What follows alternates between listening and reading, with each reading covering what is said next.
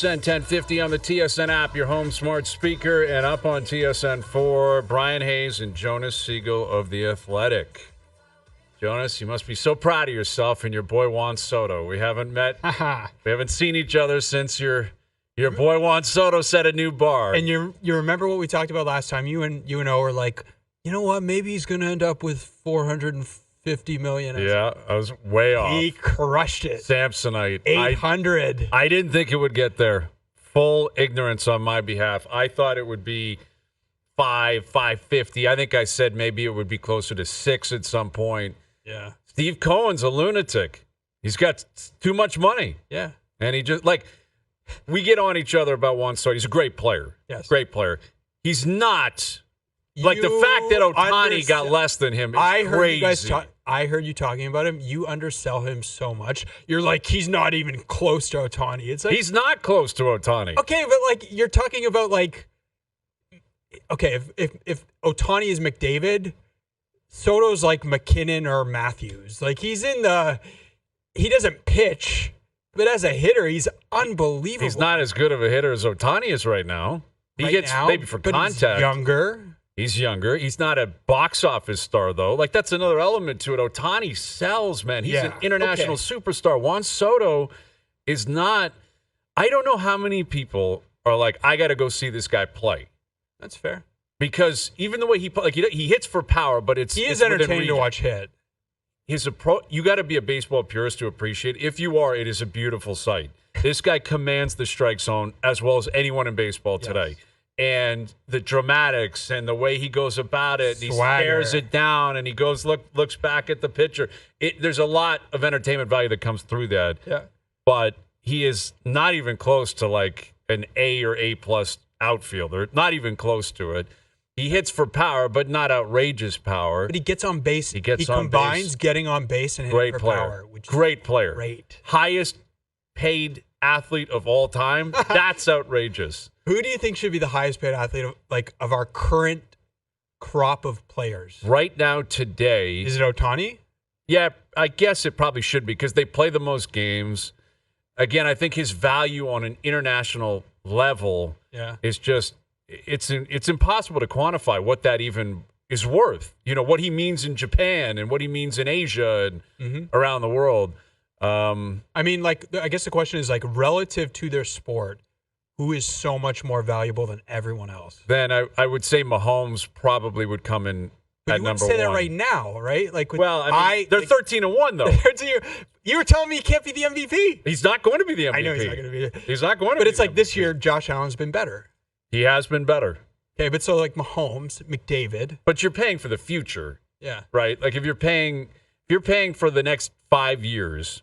Let's say the world comes to an end in 5 years. Yeah, okay. And it might.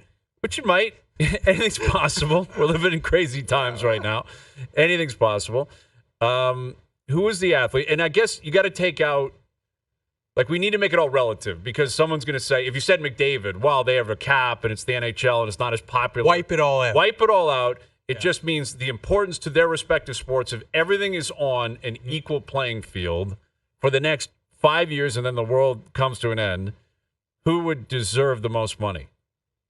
Is there a soccer player we're not thinking about? I mean, Messi not anymore, right? Yeah, and Mbappe, I think, is kind of having some issues as he tries to transition to a new club. And so let's just do North America. Yeah, let's get soccer out of here. Let's not complicate things F1, and we don't need any of that.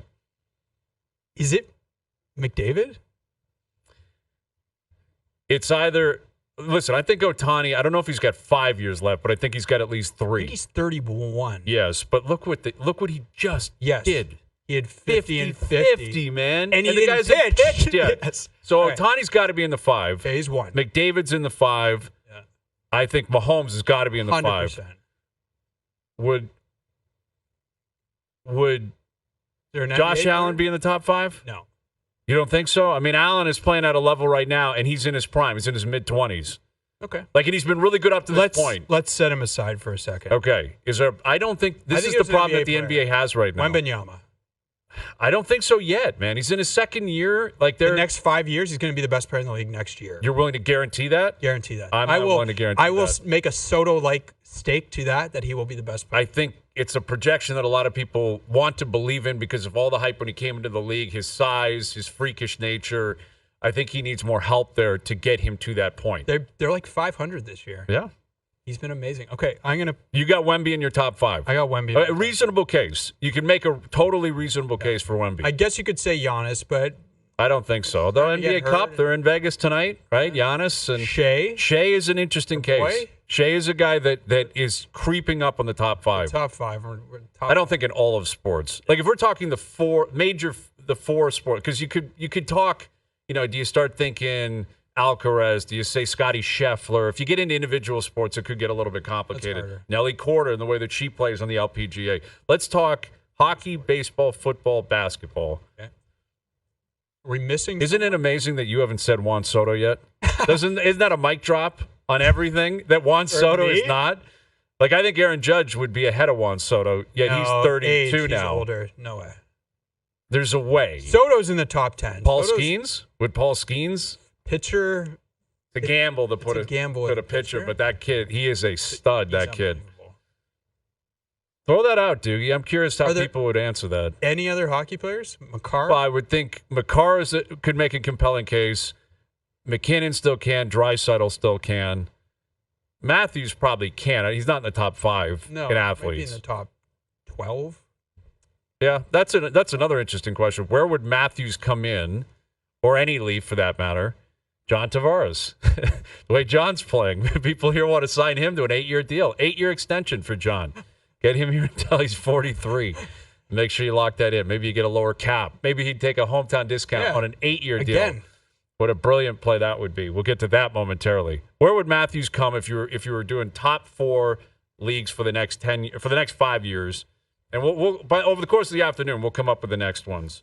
We may be missing someone very obvious, but I do think McDavid, Mahomes, Ohtani would be in the top 5, and you're talking 2 more spots. Soto's like second for baseball. It's just I don't know if that's 6. I don't think he's hit his. Is peak. he He's won a World definitively the Series. second best player in the game, though? 3. Actually, yeah. Like there's, you're right. Bobby Witt's Jr. coming. Exactly. Gunnar Henderson is coming. Yeah, Acuna if he's healthy. Okay. There's other guys who can still play ball. Again, Paul Skeens. Yeah. If the DeGrom is healthy, I don't think you could ever rely on that anymore. He's old. Okay. Well, we'll take submissions throughout the afternoon. If we're all willing to concede, McDavid, Mahomes, and Ohtani are 3 of the 5 for the next 5 years. Locks. Then we need to figure out who the next 2 guys are. I mean, if there was no cap in the NHL, what do you like? I wonder what McDavid would be getting paid. Well, I can tell you this: he wouldn't be staying at Edmonton. This is where the Oilers are actually, and Edmonton is so lucky that there is a cap, because if it was a free market and a team like the Leafs or New York or Vegas, can you imagine what Bill Foley might pay him $50 million a year? They would New York Mets it. They might pull a New York Mets. Yeah. And Steve Cohen it and just say, we want McDavid and we'll do anything to win, and we will not be outbid. $25 million. Yes. And now maybe that would happen with a billionaire owner in Edmonton, possibly, but it seems more unlikely that would happen, considering the way they run their business out there and in smaller markets. Not just a smaller market Canadian thing, smaller market in the States as well. But if there was no cap, I mean, you would think it would be at least 20 or 25 million. Yeah. Like, I think those guys, the top guys in the NHL, are all under. The Leafs center dilemma: who can strengthen the roster? If you're a Toronto Maple Leafs fan like me, you know the team's center depth has been a constant concern this season. With Austin Matthews set to return from a mysterious upper body injury next week, the excitement of having our star back is palpable.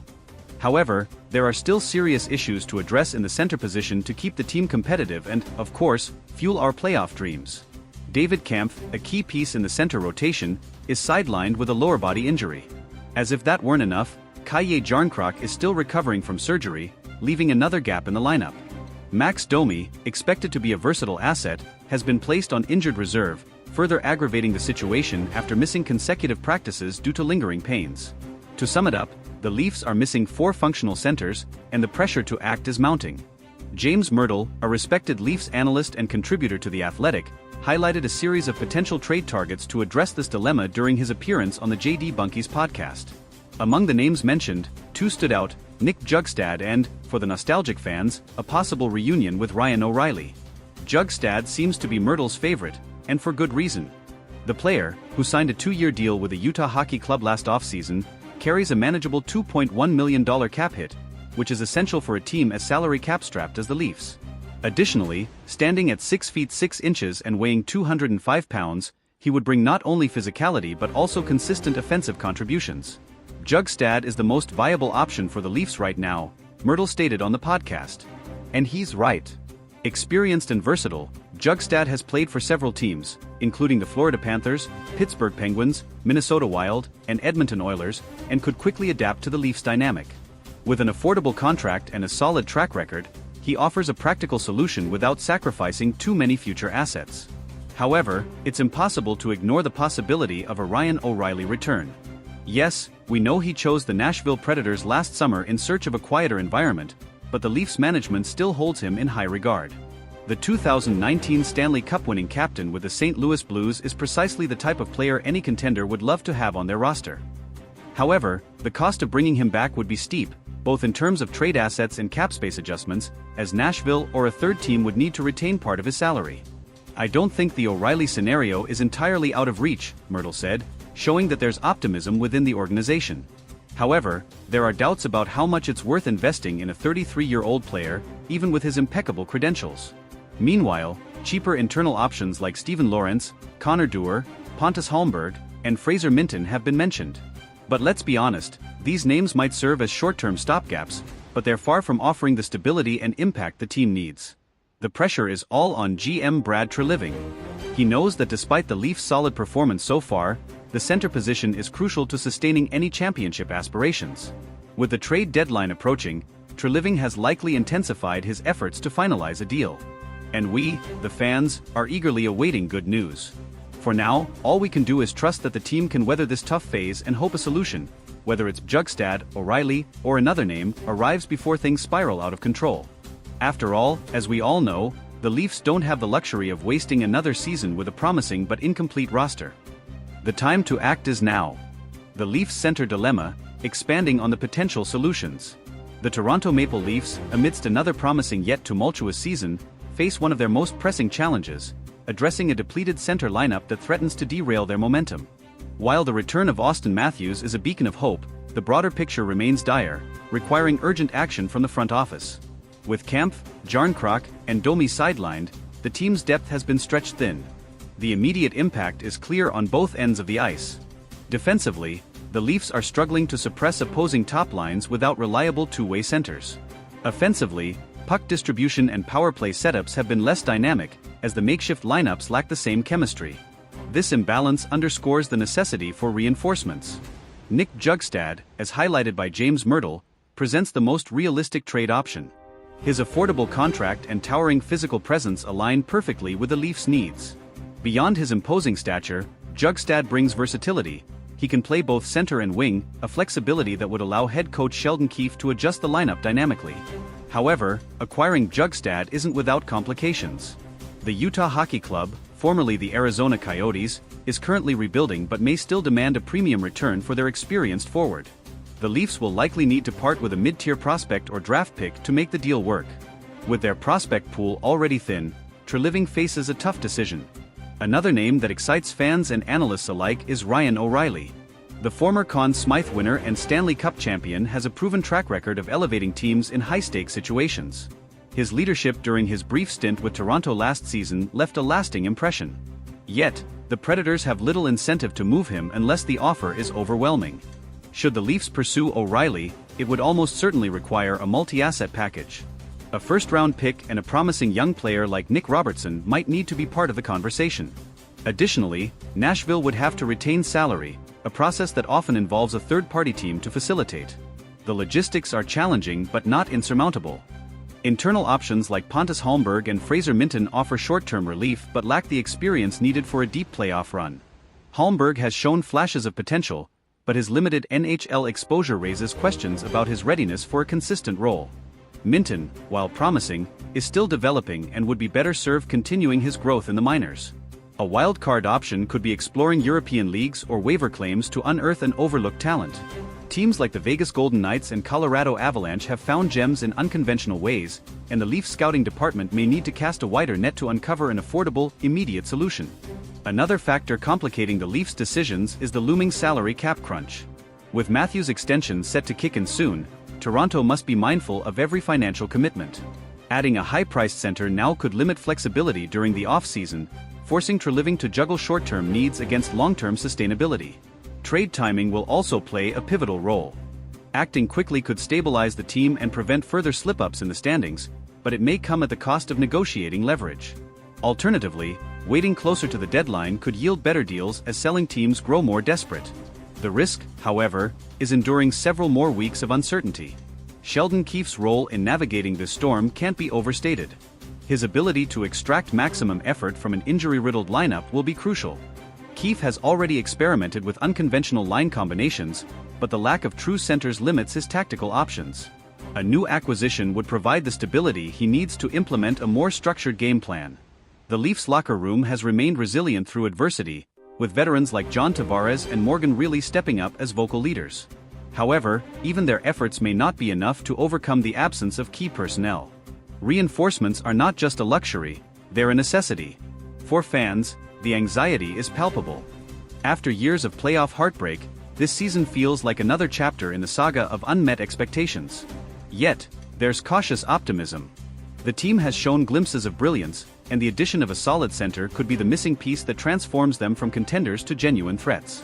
As the trade rumors swirl, one thing is certain: the next few weeks will be critical in shaping the Leafs season.